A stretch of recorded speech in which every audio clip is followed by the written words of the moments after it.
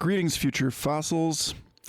This is Michael Garfield welcoming you to another episode of the podcast that explores our place in time.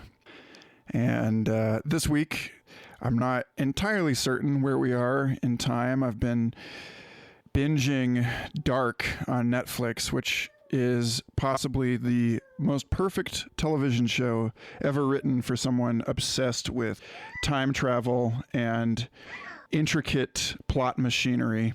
Highly, highly recommended if you have the ability to tolerate a full spectrum of human experience, ranging from the most sublime and perfect and beautiful and romantic to the most terrifying and desolate.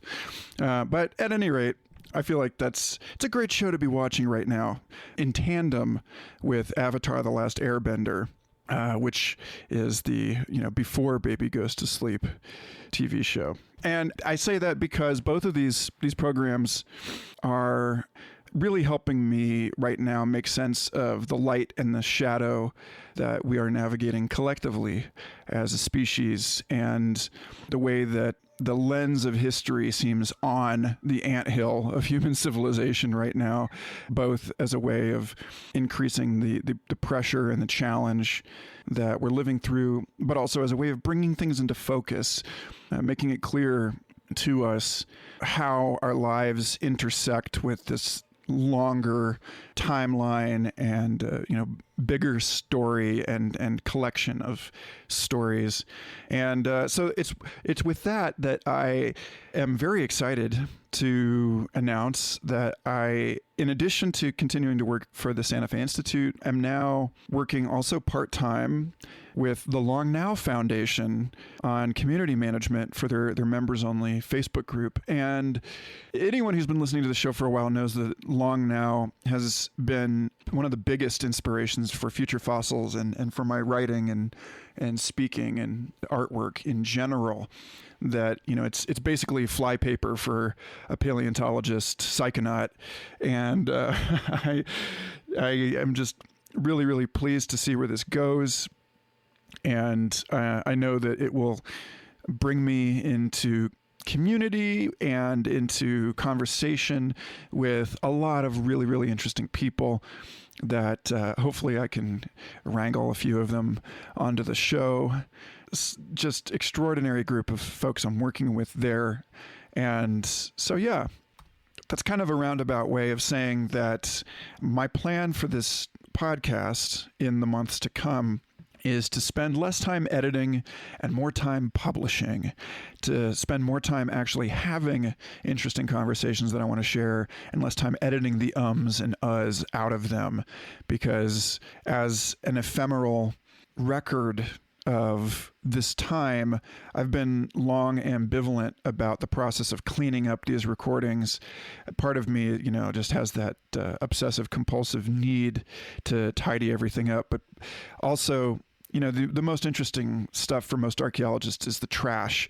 And I think there's a solid argument for leaving in all of the warts and moles in this show and allowing these conversations to ring true to their original form and flavor. So with that, I'm really excited. Again, I'm just excited this week. I'm excited to share this first episode of the new Future Fossils with you with Sahana Chattopadhyay, a speaker, a writer, a catalyst, organizational development coach, learning and development architect, instructional designer out of Mumbai, someone I found on Twitter and on Medium, writing some really beautiful pieces about navigating radical uncertainty and leadership in times of rapid change, what it means to listen. We had a really heartfelt and soulful conversation, and I'm delighted that this conversation gets to make its way out into the podcasting airwaves and into your ears and perhaps into the way that you live and practice in this world. Be sure to check the show notes for some of her writing that we discuss in this episode, as well as a link to the Future Fossils Patreon, where we just started a 3-part book club on Lilith's Brood by Octavia Butler, a just amazing and very disturbing and awesome work of science fiction. It is not too late to get involved. We have 2 more weeks of Sunday discussions coming up, and we will make the recording of the first weekend available here in just a few days.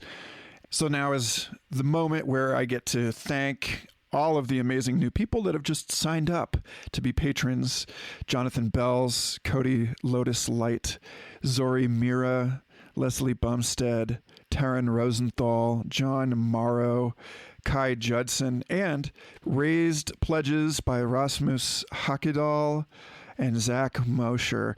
There's 177 people supporting this show right now. It's helping me pay my bills.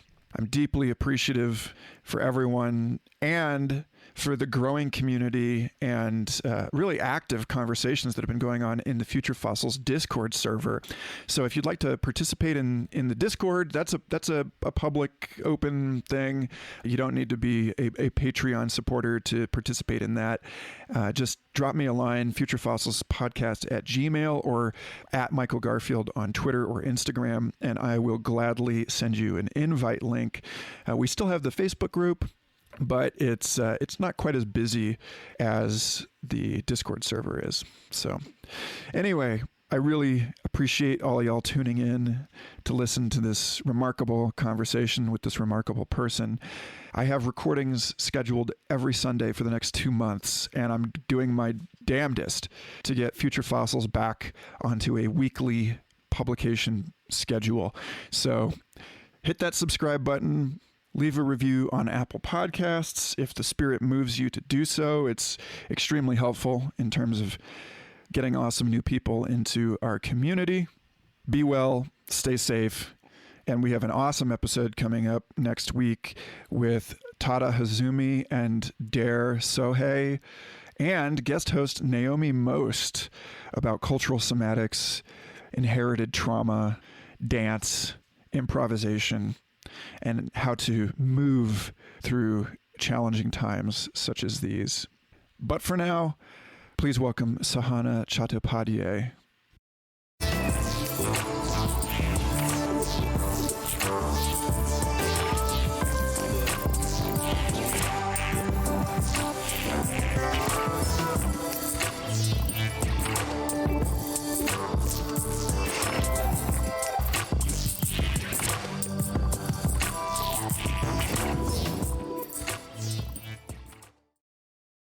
Sahana, it's a pleasure to have you on Future Fossils. Welcome to my very, very partial attempts at creating a repository of interesting people and interesting conversations that can be exhumed and pored over by imaginary future archaeologists.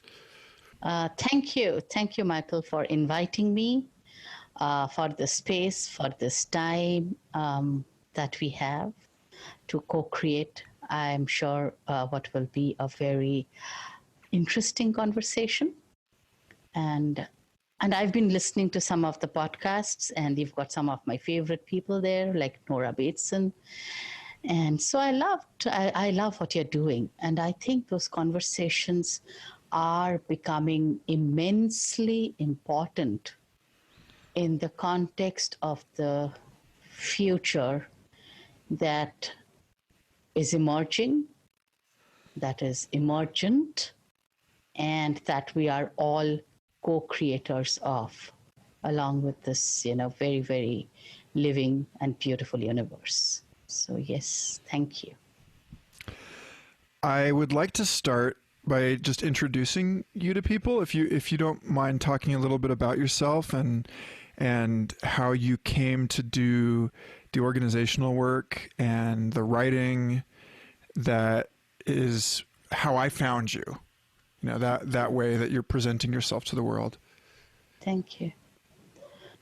Yeah, I think it goes back almost more than 20 years.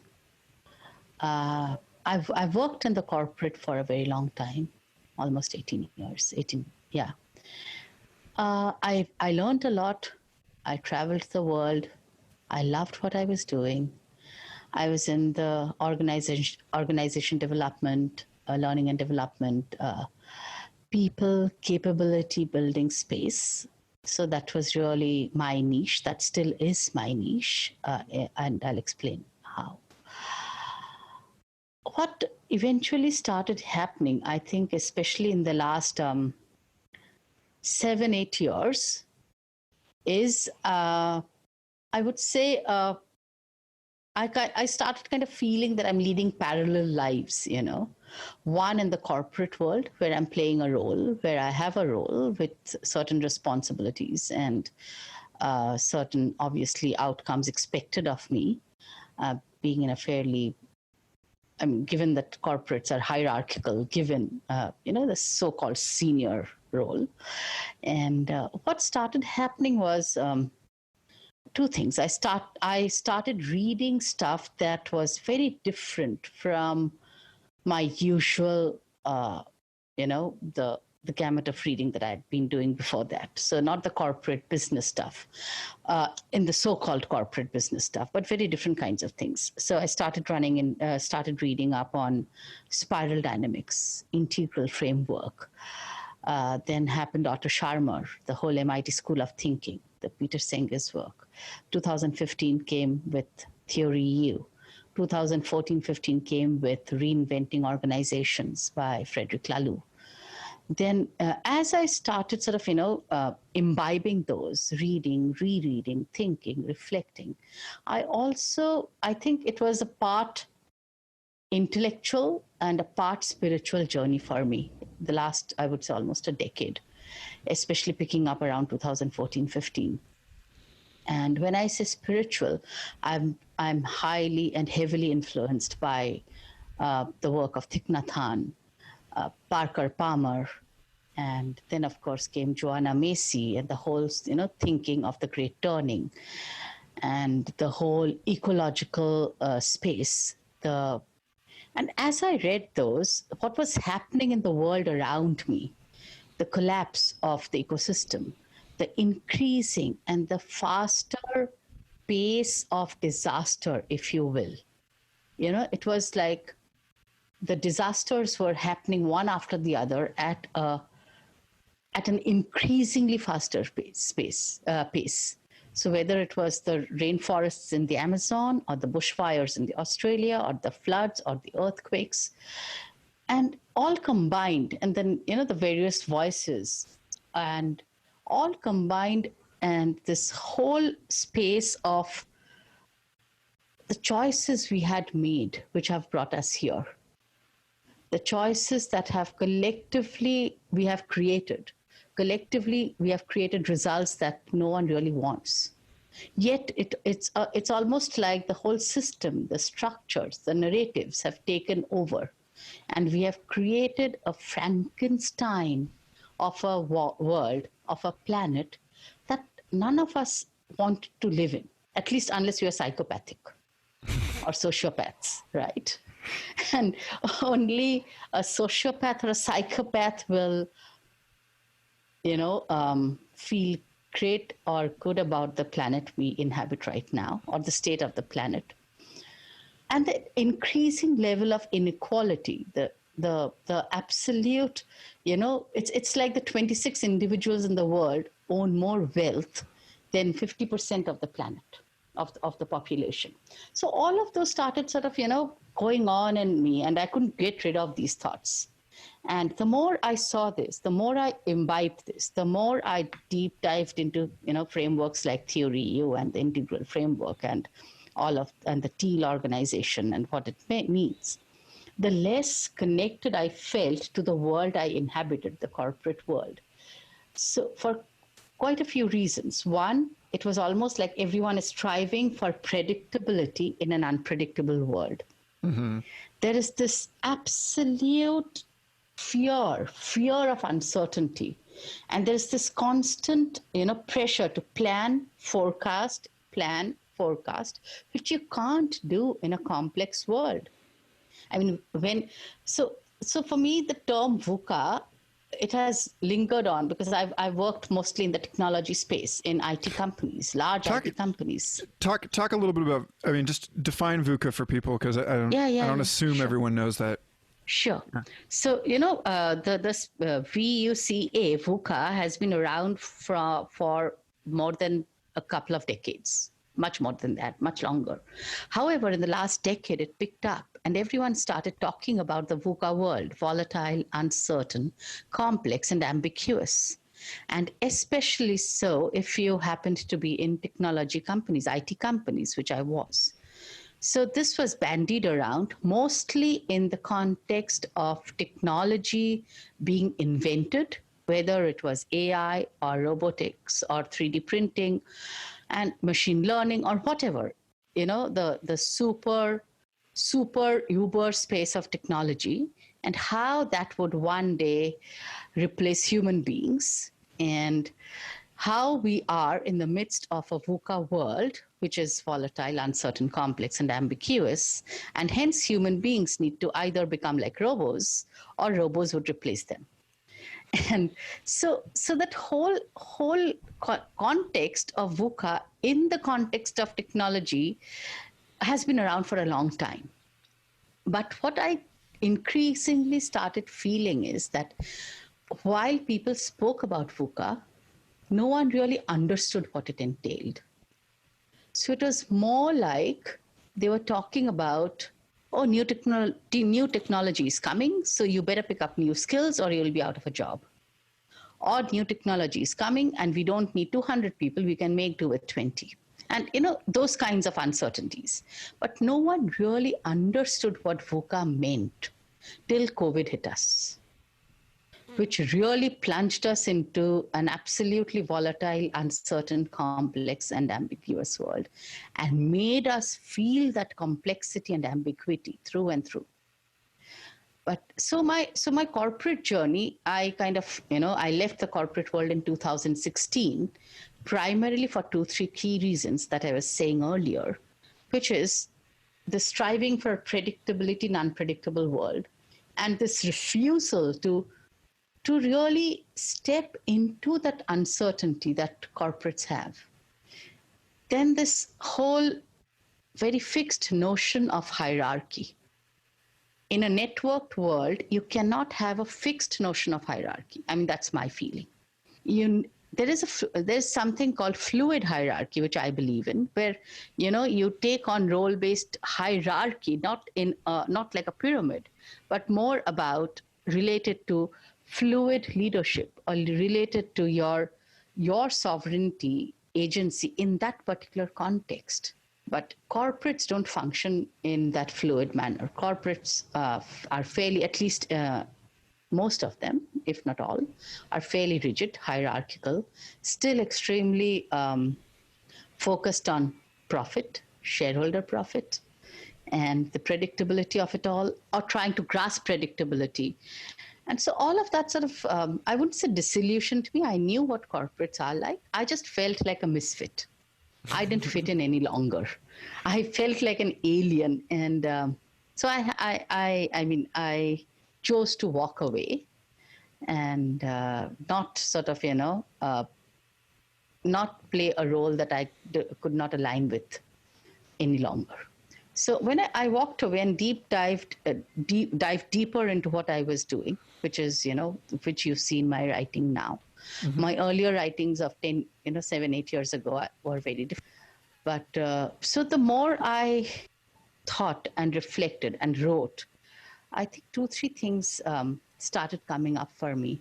And of course, I've been listening and reading to thinkers today, people, the regenerative movement, people like Daniel Wall, Daniel Schmachtenberger, and the whole Rebel Wisdom podcast. So people talking about very different world, very different futures, whether you call it game B or whatever. And the whole space of complexity and emergence have been fascinating me for years. And I've been writing about ambiguity, wicked problems for quite a long time. And then when I stepped out and I started deep diving into these, I realized that there are quite a few interconnected threads One is that we have created a world based on based on very rivalrous dynamics, based on scarcity mindset, based on this whole notion of if I have to win, you have to lose. So that's passe. That's outdated. That's not going to work anymore. Then we've created a world which puts human beings at the top of the pyramid. Again, not going to work. We are just a part of the universe, just like anyone else, just like the birds, the bees, and the fungi and the microbes. So the more I started feeling in tune with the living universe, the less I could align with the value systems that have been driving us so far. And it's not like a decade. I know we've been driven by this whole notion of a mechanical world for the last 300 years, ever since Newton said it and whoever else. And so the whole notion of organizations as machines, the world as machines, everything being knowable, everything can be taken apart and, put back together piecemeal, no longer worked for me. And that's where what you see in my writing are the different kinds of notions of leadership, of leaders as facilitators, of designing very different kind of organizations which are based on regenerative values, of based on whole systems thinking, based on an understanding of what it means to be a complex adaptive system. And so that's that's kind of a long-winded response to my past and where I am now. Good. That's the kind I like. So the notes that I've taken for this call emphasize focus on two of your writings. One's the two-part essay that you wrote on the power of communities in uncertain times, and one is on befriending uncertainty in a post-COVID world. Although, post-COVID is itself sort of a tricky thing, right? Because it doesn't necessarily look like we're going to be just done with that all of a sudden. Yep. So when you were talking about being a misfit and feeling as though, I don't know how to put this, maybe like the fractal boundary of your coastline, the more closely you observed it, the less it looked like it fit into the sort of rectilinear coordinates of a corporate setting. And in The Power of Communities in Uncertain Times, you have this beautiful excerpt from T.S. Eliot's The Rock that I just want to read here and then use as grist to propel us into something. When my friends who host the Weird Studies podcast just put an episode out about the tarot card of the Fool, just examining that card and examining the Fool as, both the way that it's commonly understood, foolishness, ill-advised behavior, but then also the sort of divine or holy fool and the wisdom of the fool. And they talked about the stranger and the coat of many colors, the motley, patchwork, the harlequin, the Joker, the way that someone who is wearing a little bit of everything has no, it's literally wearing, all of the colors from all of the different clans or houses or whatever. And so that person has something of all of the affiliations, but cannot be recognized as exclusively belonging to one of them, and is therefore a stranger to everyone. And so when this is the T.S. Eliot piece, because I think that this frames things very well. When the stranger says, "What is the meaning of this city? Do you huddle close together because you love each other?" What will you answer?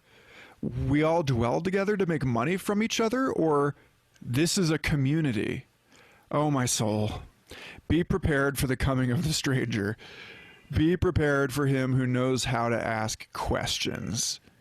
And then, so that's awesome. And this is part of it, is how it's the question, it's in the questioning, like you said about becoming non-attached to the desire to have an answer for everything.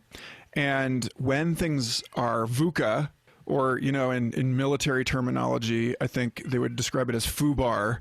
But, it's like, it's not FUBAR. It's just not easy to model, right? That the questions in a certain way become more important than the answers, because the answer is not a place where you can stand for a very long time, because things are changing. And so knowing how to orient ourselves, like thinking of like a sailing metaphor, knowing how to tack the sails into against the wind is more important than knowing which direction you think you're going to be trying to point that boat.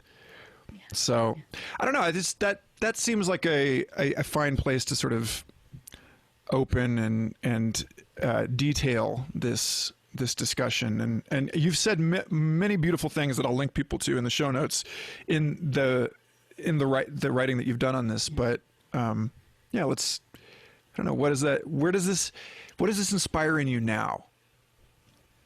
Thanks, Michael. So I think increasingly, and I'm also very influenced by Rilke, who asks us to live with the questions, right? And I love Rilke. And increasingly, I think, so there are 3-4 notions that were going on then, and that's also coming alive for me now, as I heard you read that poem, and I love that poem. So one is, I think, whenever we pose ourselves as solution providers with the answers to questions, we are coming from a notion of, I know this, I'm an expert. B, very often we jump in with answers because we are too uncomfortable to sit with the question.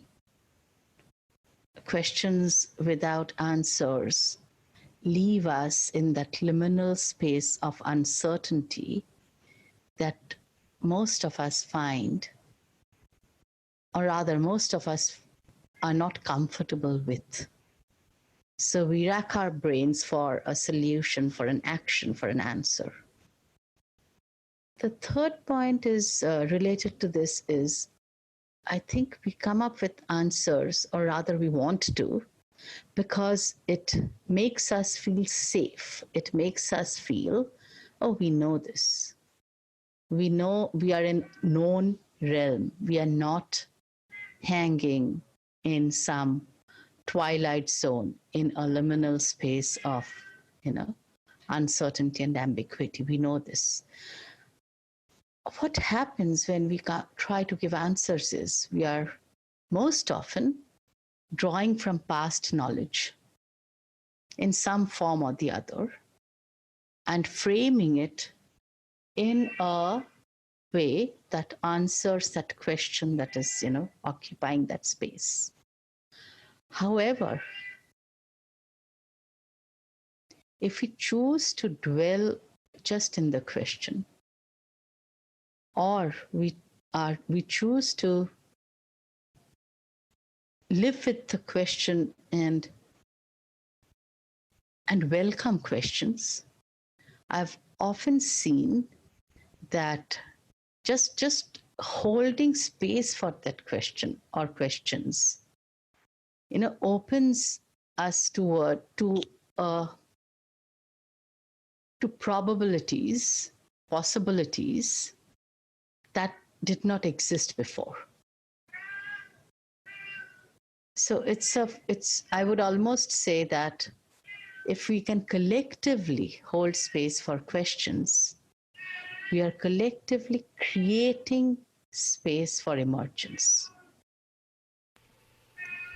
And when when I read that poem, what Eliot says, beware of the stranger who knows how to ask questions. It's it's also it's focusing us, bringing us to those critical questions. If we have the questions right, then they can be true compasses rather than, predictable answers. Because questions, like you were saying, when we're tightening the sail on a boat, we are not looking for a map. You can't have a map to an unknown land. But questions can be compasses. Right? I keep a compass on my desk, actually. Yes. This is one of my most favored, valued, sacred, holy possessions. This is a Brunton compass. My childhood role model and mentor, Robert Bacher, the paleontologist, kept one of these on his person at all times. It's got an altimeter, an inclinometer and a level in it, and it's a waterproof, steel compass with a sightline mirror. And they don't make them anymore. They're plastic now.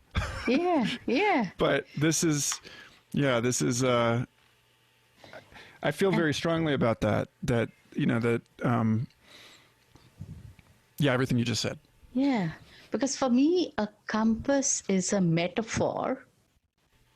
A compass will not show you the new land, but it's kind of guiding you step by step, provided we have the courage to take that step. As you take one step, it shows you the next and the next and the next. So for me, questions are like that. They are compasses, provided we can stay with them, hold space for them. And when we collectively hold space for questions worth asking, then we are definitely, what I would like to say, listening the new into being. When you deeply listen, something new emerges. So in this same essay on the power of communities in uncertain times, you mention, you say, let me digress a bit and explain what I mean by communities. It is not an echo chamber where homophily, a fancy word for groupthink, homophily is, for those who are not familiar with the lingo of complex systems, it is binding to oneself, literally self-love.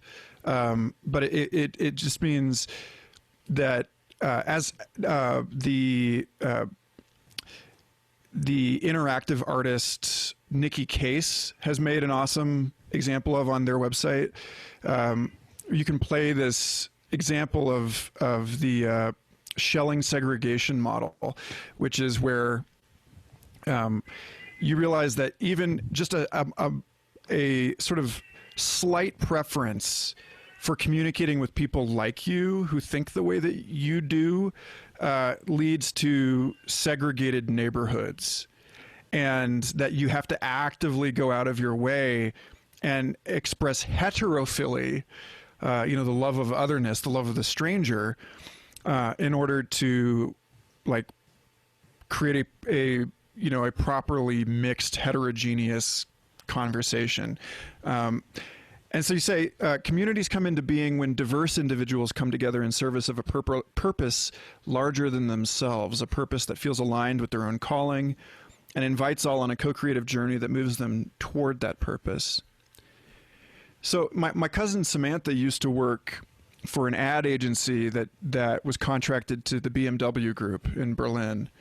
And she told me a few years ago, and I was just rippling with this strange desire and longing and frustration and anger when she told me this, that BMW has a department of internal disruption, that they actually have people inside the company that are trying to perform this function. I think is sort of like the function of a joker in a royal court, which is to shake people out of their assumptions, to provide more of a compass than a map, to to offer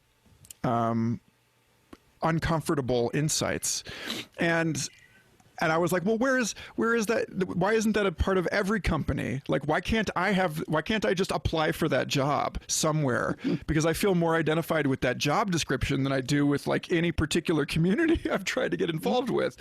And here you are, and you're still working in the organizational space. And I'm curious what you think. All of this is just sort of, a roundabout way of coming around to asking you must have some hope for the corporate and the institutional world to continue to work in this way with these institutions and with these people. And I'm curious, what you see as the difference between what a community is in its full splendor and it's like, the manifestation of its potential, and what companies are today and what companies could become. Is it possible that we're able to square the circle here? Yeah. Thank you. First, I'm a diehard optimist, and I totally believe that organizations and institutions have the power to do immense good. They can either hurt or heal, and in depth and breadth. When I mean that, what I mean is, see, institutions or organizations, and I'm using the word kind of interchangeably, they are already large ones or small ones. They are already communities of people, in the sense they've already attracted a set of people who have formed that organization, playing different roles, doing their work, and doing whatever to make that organization run. In my opinion, what has gone wrong is that the narratives that the organizations today are based on, the narratives of profit, power, privilege, have created a world that even I guess they find it difficult to live in. I'm honestly saying, how many people get up in the morning and think, oh, today I'm going to do XYZ to increase ABC shareholders' profit? I mean, that's really cannot be the purpose of any organization. But that's what organizations have kind of become reduced to.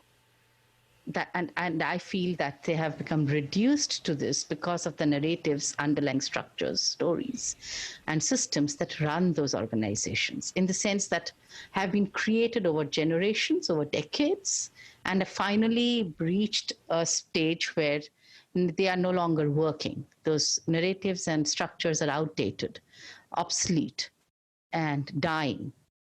So yes, I do have hope for organizations. And what I mean when I say organizations can become communities in their full splendor, like you said, is that organizations can, with facilitative leadership, support people into becoming the kind of communities I've described, which are communities of very diverse people. And when I say diverse, I'm using diversity, like Scott Page describes diversity as not only diversity that's apparent, the sex and gender and the skin color and the hair color. That's not, that is one kind of diversity, of course, and very important in creating a balance. But I'm going even deeper, and I'm saying diversity of perceptions, of values, of mindset, of my worldview, of my way of seeing a problem, of my way of approaching a human being, of my way of communicating. So diversity at multiple layers. And when we really and truly embrace diversity, and for this, I would say it needs really great facilitative leaders, then what happens is, A, people bring their whole selves to work. B, they are, because they feel a sense of belonging, they are working at their fullest potential. C, such diversity is extremely critical in a complex situation. I mean, you can deal with a simple problem or even a complicated problem without, or with people who think alike. But when, if I, I'm talking of the Canavan framework, when I'm in the third quadrant of the Canavan framework, the complex or the chaotic, you absolutely need diversity of thought, of worldviews, of values, of background, of experience, of every level of diversity for people to perceive and understand and see a situation through various lenses. And when that diversity is fully embraced, from that diversity comes the synergy, which gives rise to emergence of completely novel, a new set of thinking, ideas, structures, systems, whatever.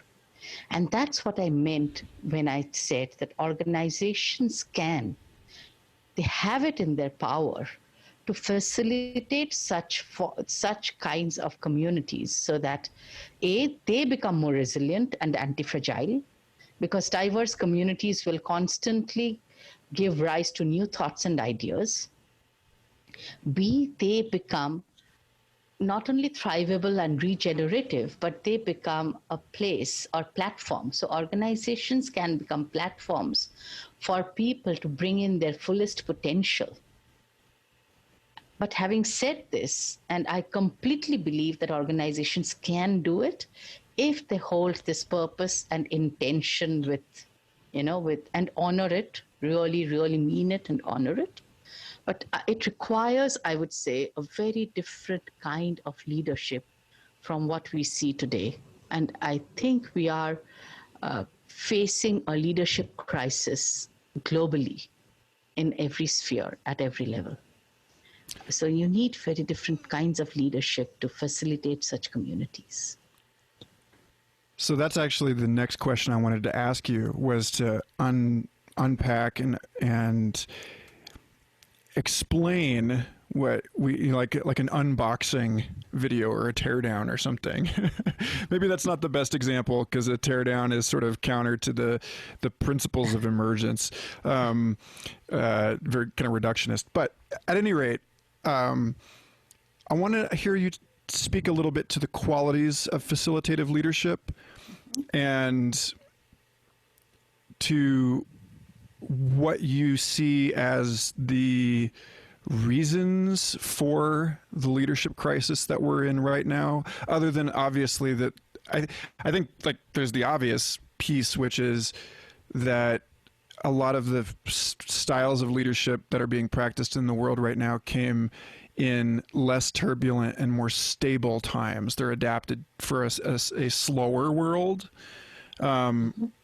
But I think we also kind of, we have a bad habit, those of us alive today on this planet, of on average thinking that our times are exceptional, that in some way, within the orb of relevant concerns, that there were not times like this before for people. And like even going back to like World War I and that sort of first wave of global industrialization, it's extraordinary, like just to think how fast the world was electrified.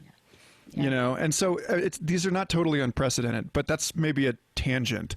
Anyway, I'd love to talk more with you about facilitative leadership and why you think that that's a response to a crisis in whatever you would juxtapose that against. Yeah.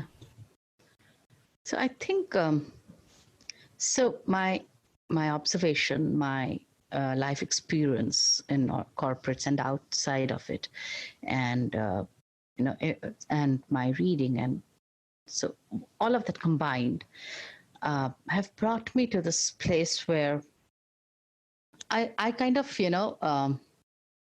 I kind of feel sorry for people who are leaders today. I mean, that sounds weird, but let me explain. It's almost like it's almost like, we have let down a few generations of, and when I say leaders, I'm using the term with caution because sometimes we also mistakenly fall into the trap of thinking there are certain kinds of people who can become leaders because they're charismatic or power driven or whatever. I don't think that's true. What happens, of course, is there are people who are ambitious, who want to rise in, and I'm talking largely of the corporate or even the political sectors, or maybe applicable to other spaces as well.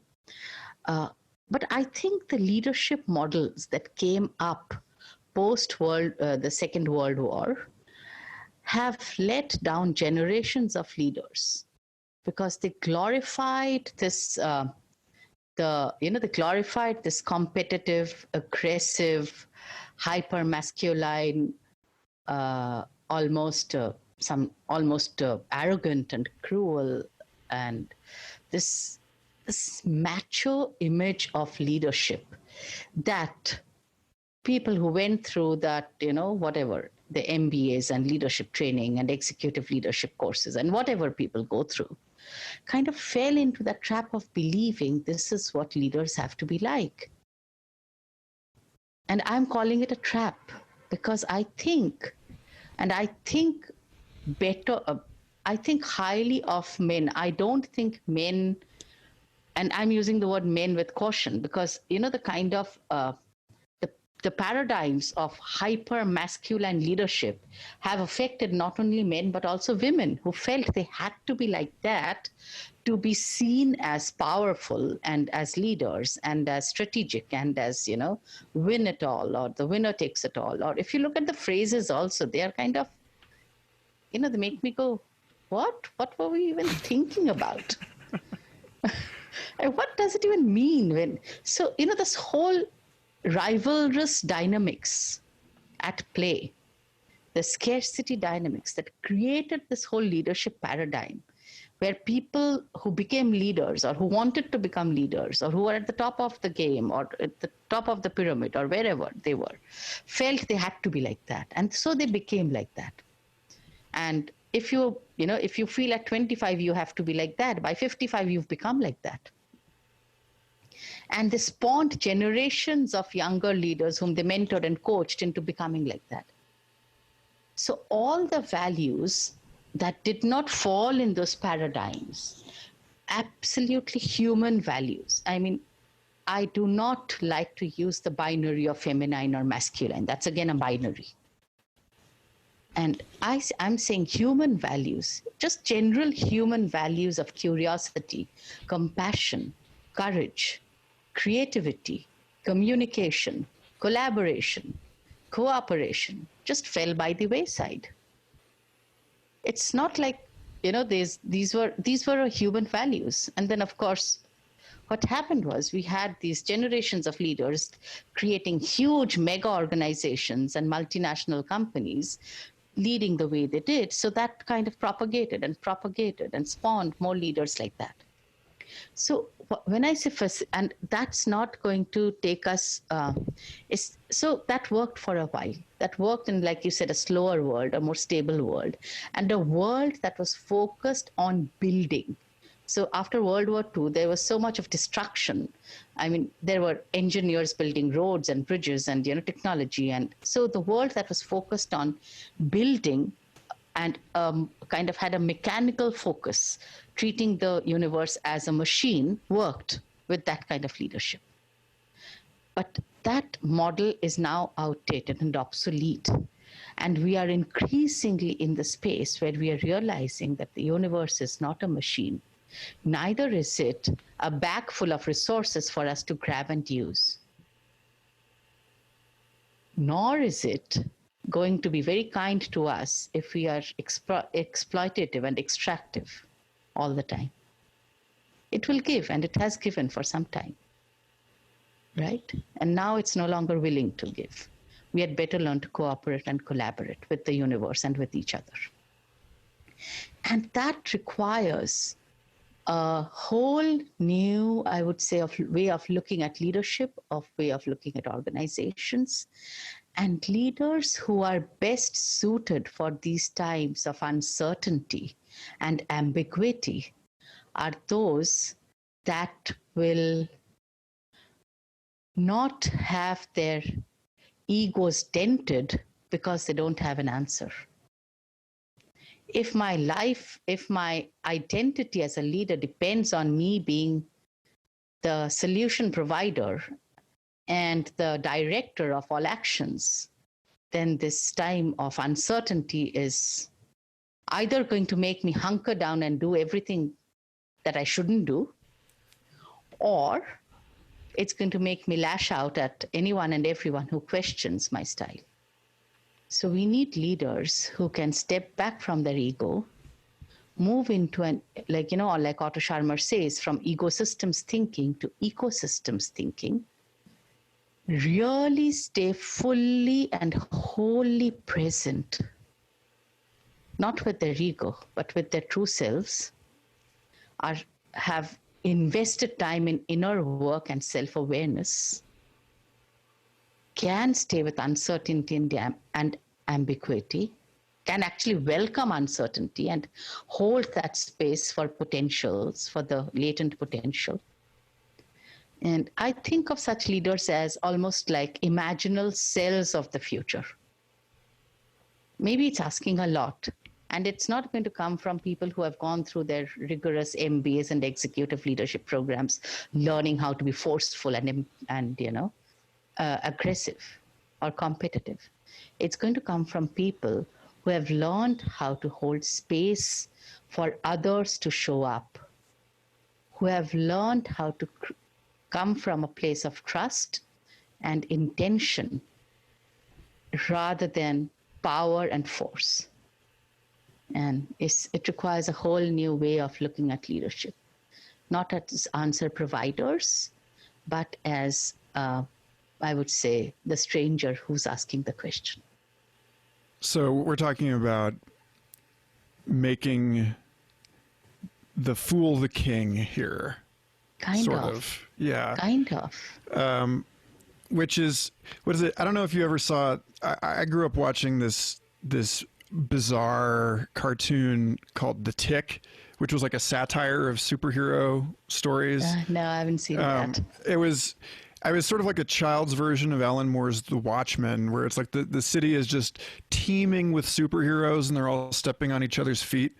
And at one point, our protagonist, who's this, muscle man in a weird blue, tick outfit, is talking to his buddy Arthur, who's a weird nerd in a moth outfit, and they're out fighting crime together. And Arthur says, "I feel like I'm going crazy." And the tick says, "You're not crazy.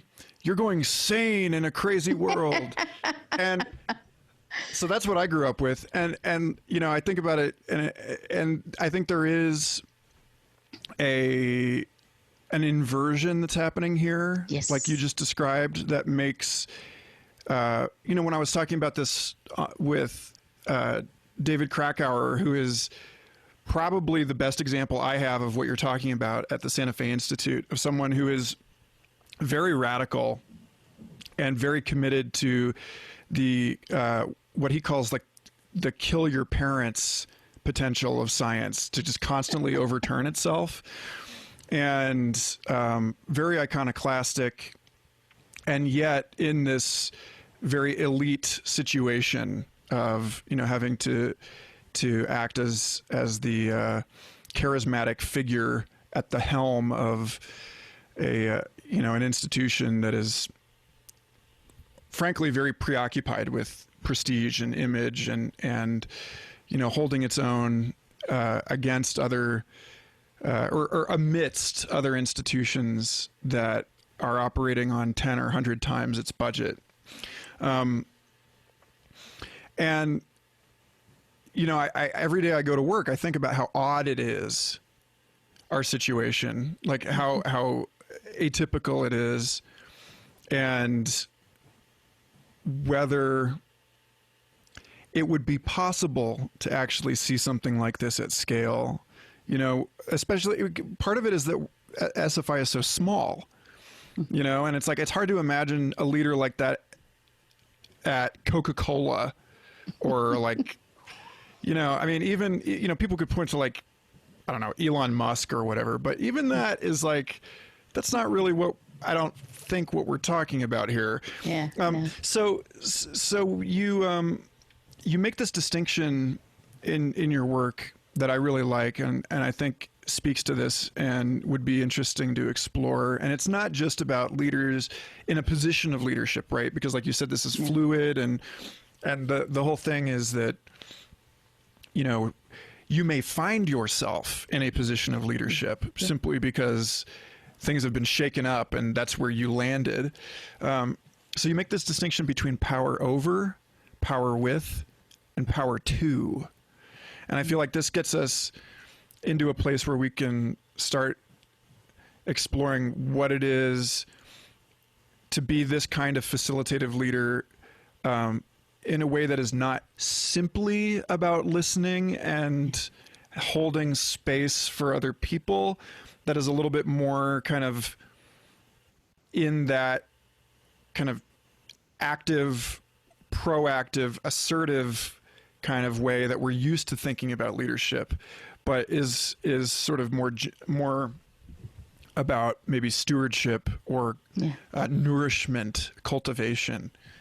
So yeah, I'd love to hear your thoughts on that. So I've been thinking about this for a very long time because I do believe, like you said, we will find ourselves in positions, and I'm using the word quote unquote positions of leadership, because things are being shaken up. And because we will all come across situations where there will be no one to tell us what to do, because no one knows what to do. So, and you're right, it's not only about holding space for others or, you know, creating that safe container and trust and emergence and deep listening and all of that, generative conversations, blah, blah, blah. It's also about sovereignty and agency that I feel I have. You know, that's so closely associated with power. But when we say power, we usually see, or immediately what comes to mind is someone with power and someone below him or her. You know, where power is seen as the possession of a few in positions of power. But what I'm talking about in terms of, you know, this fluid leadership, that situations will put us in, is the power not over others, but power that exists in the space between people, power shared with others. So it's for example, you know, it's like if you imagine a community, the truly diverse, splendid, that, you know, that absolutely vibrant community, the power in that community doesn't lie with one individual or individuals. It lies in the space between individuals. It is those connecting networks that creates that web of power. It's not over anyone, it's shared with all. However, what is also important is the power that we feel within. So power over, power with, and power within. If I don't feel that agency within, I'm not going to be in a position to be the leader I can be, to either hold space for myself or others.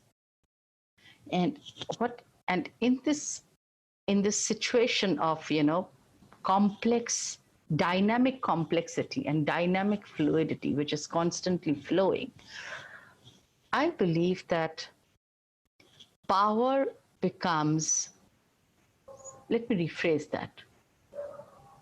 I think power is the ability that people will have when they can collectively sense into what is wanting to emerge.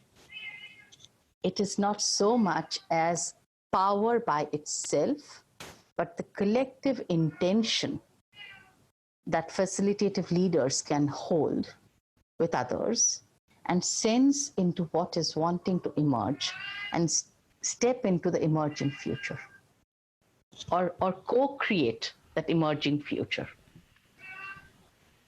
It's not a simple dynamic of I have power, I tell you what to do. It is the power that lies in the system itself. And I'm a part of that system. And I, as a leader, can then steward, nurture, and nourish that space and others to step wholly into what that system wants to become and co-create that emergence.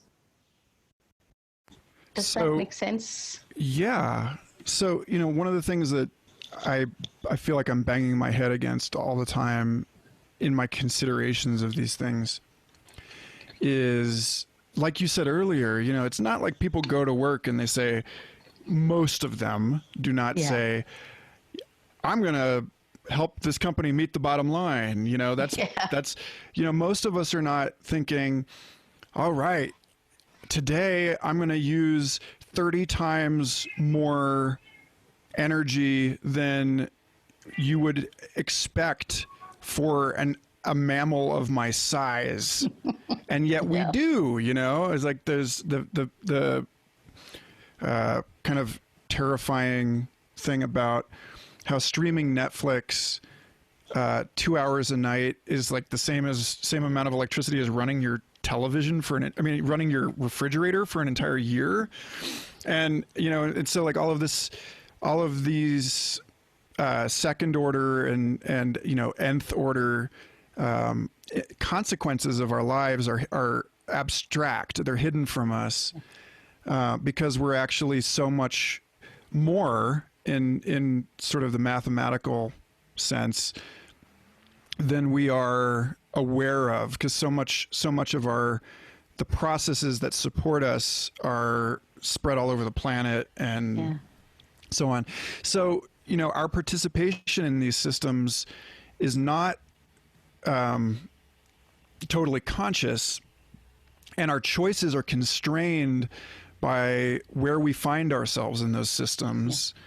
And so, part of this is like, what is this how does this nuanced and like more clearly differentiated idea of power and sovereignty sit in a contemplation of the tension that we hold between our individual desires and like the needs of our planet, the needs of our animal bodies, and the realities of our lives within the bodies of these larger systems that seem to be basically dominating the historical trends right now. Like, I think, I had this thought a while back that if I were an alien species coming to Earth, I'm not sure I would recognize human beings as the like dominant agencies on the planet.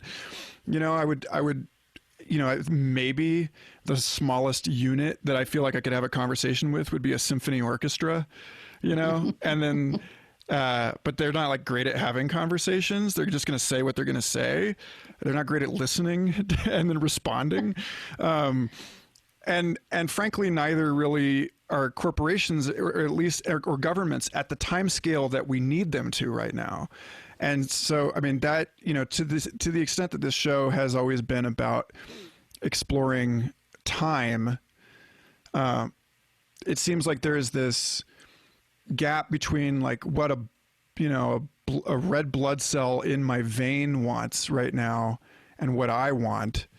And that's similar to the gap between what I want and what the United States wants. And it's like, I don't feel like I can do anything about that. And I think a lot of people, that's where the issue of sovereignty gets really tricky, Yeah. because so much of the social unrest going on right now is because people are systemically oppressed, and there's, Yeah. it's not clear how our individual actions can ameliorate this, can heal this, transform it on an interpersonal level, but it's not clear what kind of interventions we can make at scale when we're, when we don't have our own fingers on the levers of the kind of power that can make those changes.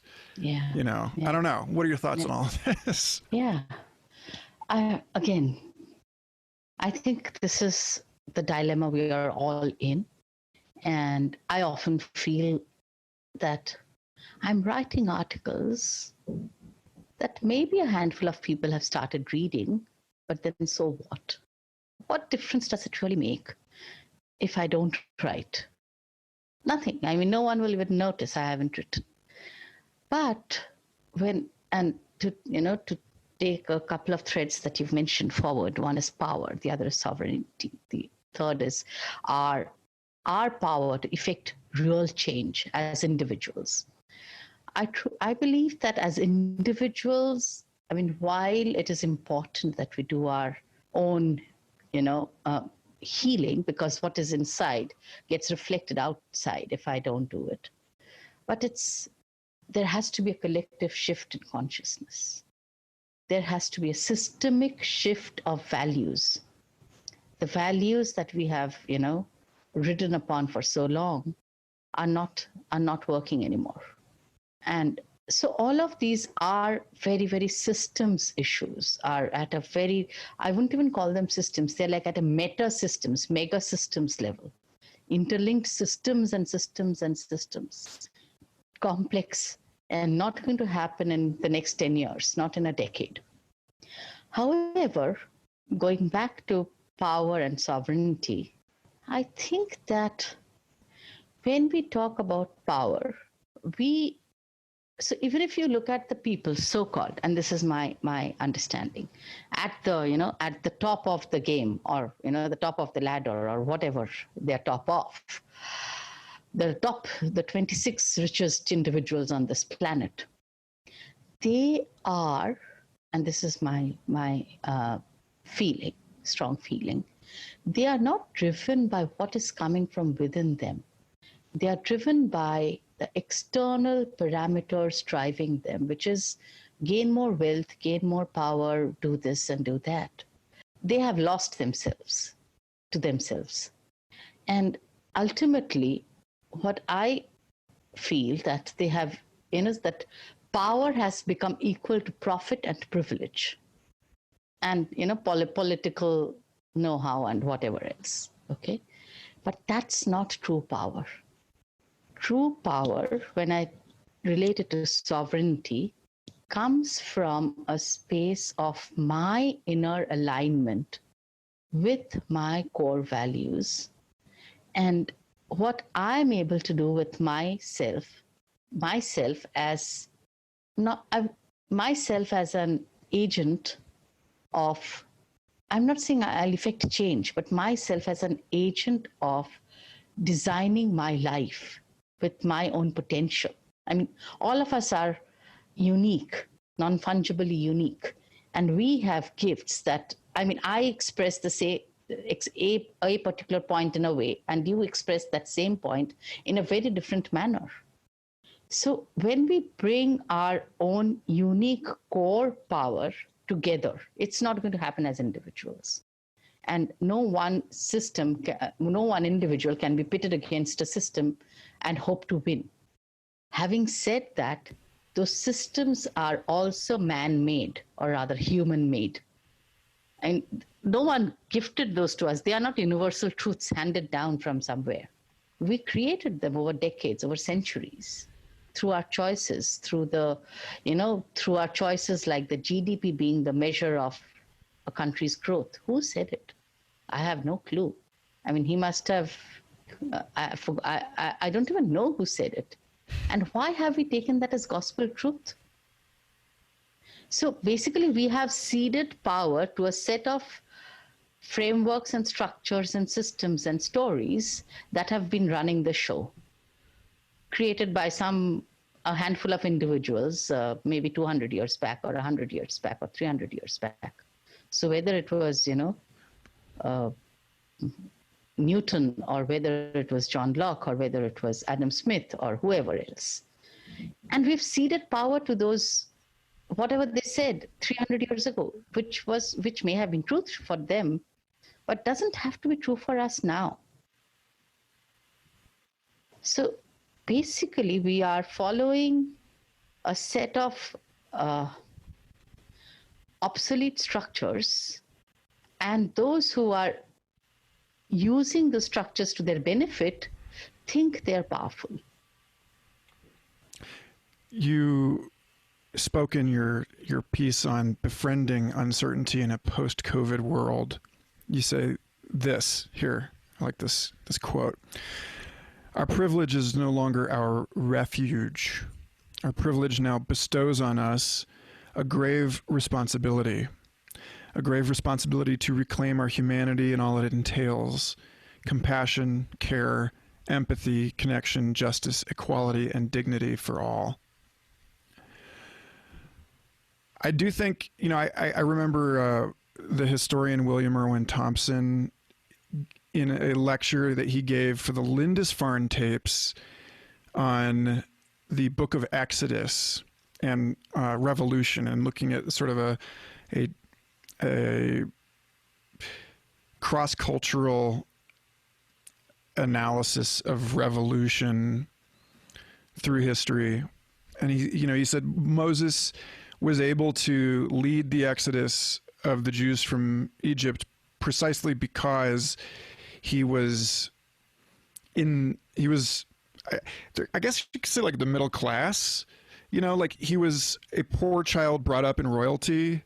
He had identity and sympathies for both sides, but more importantly, he understood the thinking of both sides. And Thompson said that, if you grow up in the court and you're used to just being able to do something, like you were talking about, this one kind of power is just like, I can express myself onto the world and change it to suit me. Niche construction, that you're not going to understand you're not going to see what the problem is in a way that the poor do, but that the poor have been brought up with a boot on their neck. Yeah. And so they don't, and I've experienced this for sure. I've seen both sides of this. I grew up, affluent to a point of just complete superfluity, and like, it seems gross to me now. But then in my adult life, I was rootless and completely unmoored and broke as all hell for a long time. And he said, this learned helplessness makes it impossible for revolutionary movements to come from the very bottom of the social class structure. Yeah. And so you need people that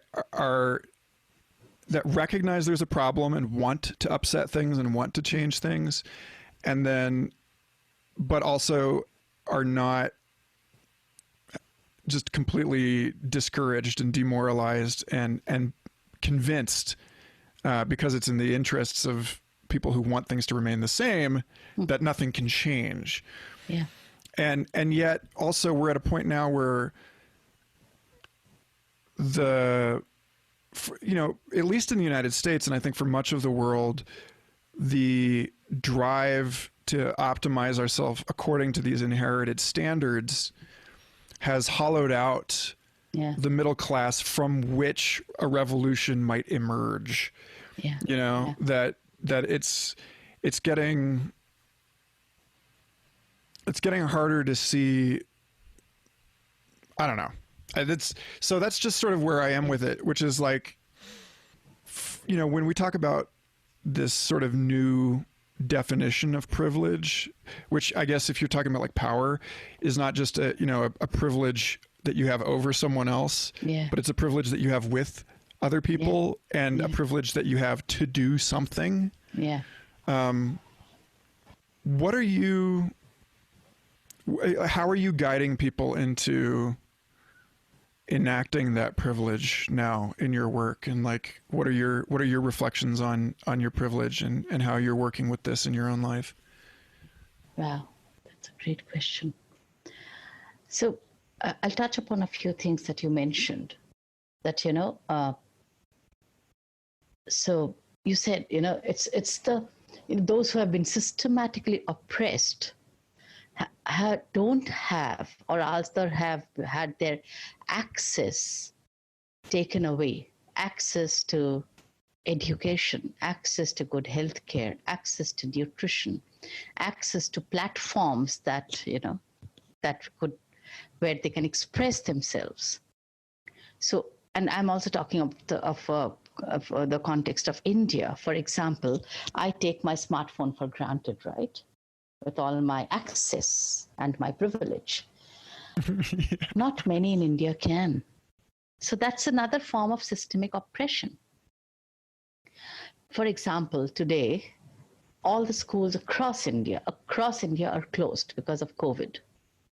And now that the government has said, okay, there will be classes online, we are seeing how hollow that is turning out to be. Because those who can access classes online are probably 5% of the population of a massive country like India. The rest don't have access to classes online. They don't have internet or Wi-Fi or computers at home. So there are villages where, and this is just a small anecdote, there is a teacher in a remote village in India who is definitely a dedicated teacher who wants to teach his children. But the children don't have access. So the teacher has made this little platform on top of a tree in the middle of the village square. He climbs up onto the platform every day and broadcasts his class with a mic so that children can hear, because they don't have online access. Ingenuity, innovation, and love for his kids, that's driving him, right? But so when we think of oppression, it comes in many forms: direct, indirect, and also at a very subconscious level, because it seeps in through generations. Then, of course, when it is complicated by race and caste and color of your skin, it's a whole new ball game. So that's a discussion by itself. But when we say privilege, and if I have the privilege and the recognition of my privilege, because very often privilege makes me deaf, dumb, and blind. I don't recognize I have a privilege, that I have the smartphone, that I have a home to shelter in, a comfortable room from where I'm taking this call. So that kind of privilege then gives me the responsibility of doing something with it. And that's what I was talking about. And how am I? So I think right now what I'm doing most is through my writing, trying to reach out, trying to, put my writing out there in the best possible way I can, so that even if it touches 5 people, it touches 5 people. And I've tried speaking about privilege with leaders, with people who really have privilege, but very often it's met with this whole notion of what has worked for me in the past will continue to work for me. So as the world collapses, I am seeing 2 kinds of people. People who are really clinging on and wanting to get back to the new normal, thinking new normal will be like the old ways. and how I hate that phrase. And people who are kind of giving into despair and negative, I would say, pessimism about what is happening in the world. The very rare third kind I'm seeing are people who are seeing this collapse as a crucible, a meltdown of the old structures that were no longer working, and an opportunity to re-envision, reimagine new ways. But they are a very tiny minority at the moment. I don't know if I answered your, thoughts, but these are some aspects that I've been observing.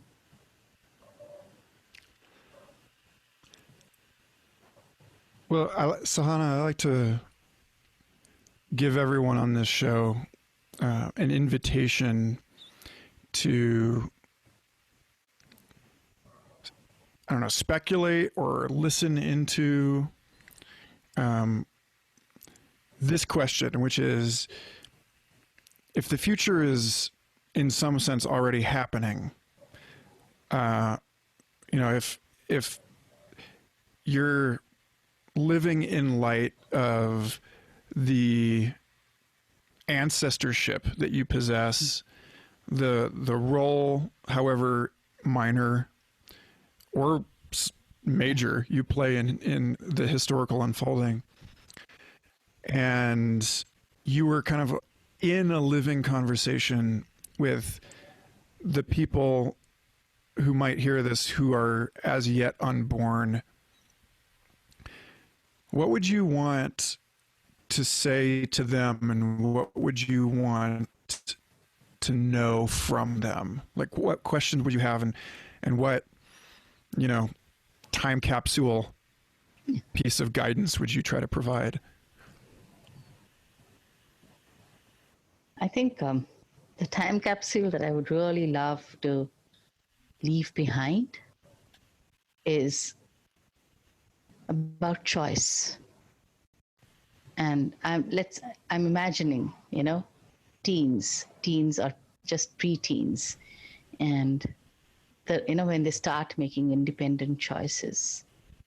And I would like to sort of pass on this time capsule and say that every time we make a choice, and we make it it's every second of our day, every time we make a choice, can we hold this notion in our head, in our heart, that we are part of a beautiful, living, creative, magnificent universe. And we are a part of that. We are a co-creator in that universe, and it's unfolding. So every choice we make co-creates the future for us and for everyone else, co-creates an universe that we are going to live into. And I wish someone had told me this when I was 15 or maybe 12 or 13. I've had to figure it out the really hard way. And yeah, so it's basically holding the universe in my heart and knowing that I'm a part of it and a co-creator.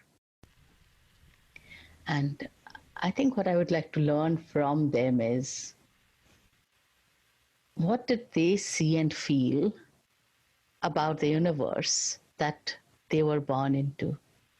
How did they experience it? What about it would they want to keep, and what about it would they want to keep evolving and perhaps make it a more beautiful world? Thank you. Again, Sahana Chattopadhyay, thank you for being on Future Fossils. Thank you. Thank you so much, Michael. Lovely conversation. Thank you so much. Thanks again for listening. Future Fossils is an independent, ad-free, entirely listener-supported program. If you believe in the work that I'm doing and you want to help see it thrive into the unimaginable future, then you can avail yourself of all of the backstage goodies at patreon.com/Michael Garfield, or you can just leave a review at Apple Podcasts. That's more helpful than you know. Reach out to me personally at Michael Garfield on Twitter or Instagram, and have a wonderful eon.